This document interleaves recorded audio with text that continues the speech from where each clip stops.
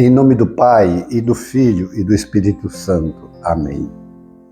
Espírito Santo, conceda-nos a graça da compreensão do texto sagrado, da Palavra de Deus, e a docilidade de acolhê-lo em nosso coração. Nossa Lex Divina com Lucas 16, de 1 a 8.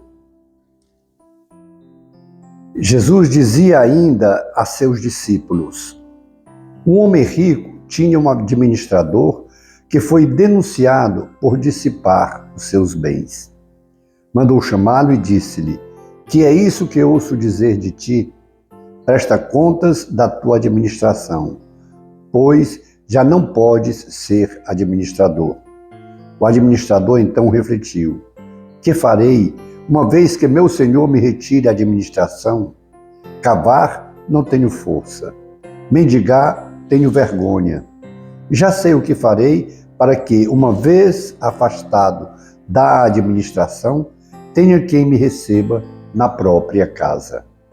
Convocou então os devedores do seu senhor, um a um, e disse ao primeiro: quanto deves ao meu senhor? 100 barris de óleo, respondeu ele. Disse então: toma tua conta, senta e escreve depressa, 50. Depois disse a outro: e tu, quanto deves? 100 medidas de trigo, respondeu.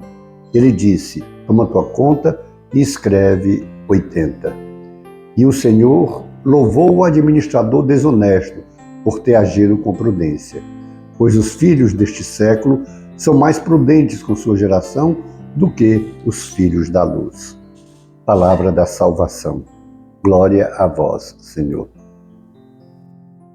Jesus ensina a seus discípulos e cita essa parábola do administrador infiel, que foi chamado para prestar contas da sua administração. E é o primeiro ensino que o texto nos traz. Todos prestarão contas das suas vidas. Todos prestarão contas da sua administração. E aqui nós vimos como aquele administrador de fato era desonesto, e o que irritou muito o seu senhor, que era generoso e que queria que os seus bens pudessem também ajudar as outras pessoas. E aqui a desonestidade daquele homem, a corrupção dele com o dinheiro o corrompe de uma maneira tal, o bem o corrompe de uma maneira tal, que aquele homem, o devedor, tinha tomado só 50 barris de óleo e ele ficou devendo 100. Ele não poderia ter emprestado 80 e mandar ele pagar só 50, porque a prestação de contas com seu senhor ia ser terrível. Mas aqui mostra a desonestidade dele. E, de certa forma, a astúcia agora para reparar um erro. E a parábola quer nos fazer refletir sobre isso. Uma reparação de erros diante dos fatos desonestos cometidos. Foi o caso desse administrador. Ele se deu conta que vai ter que prestar contas dos bens do seu patrão, do seu senhor. E aí ele cai em si pela dor, porque vai perder a administração, mas resolve reparar, corrigir a sua desonestidade com aqueles outros, embora que por interesse, para poder receber deles uma ajuda posterior. Mas aqui mostra, pelo menos, a astúcia dele em modificar algo terrível que estava fazendo para tirar proveito dele próprio tirar proveito. Agora nós pensamos em nós. E aí já vem uma grande reflexão. Nós administramos a nossa vida e os bens que nós temos. Sim, porque tudo é de Deus. Tudo vem do Pai, concedido por Ele. O maior dom que nós temos, a nossa vida, nos foi concedida pelo Pai. É desejo de Deus a nossa vida. Todos os bens que nós temos, o patrimônio que nós temos, o emprego que nós temos, a empresa, o que for, tudo é graça de Deus. Foi Ele que nos concedeu a vida, a inteligência, a capacidade de ação. Foi Ele que nos concedeu a graça de sermos abençoados para termos o nosso pão diário. Mas Ele está nos questionando hoje como nós estamos administrando a nossa vida. Como estamos administrando o nosso patrimônio. Nós utilizamos o nosso patrimônio, os nossos bens, para ajudar o necessitado, para ir em socorro daquele que está precisando. Mas o maior patrimônio, o maior dom e que vamos prestar contas é a nossa vida. Como nós estamos vivendo. É mais importante do que todo e qualquer patrimônio, toda e qualquer conta bancária. Como nós estamos vivendo? Na honestidade, na retidão. Vai ter, sim, teremos o nosso encontro pessoal com o Senhor.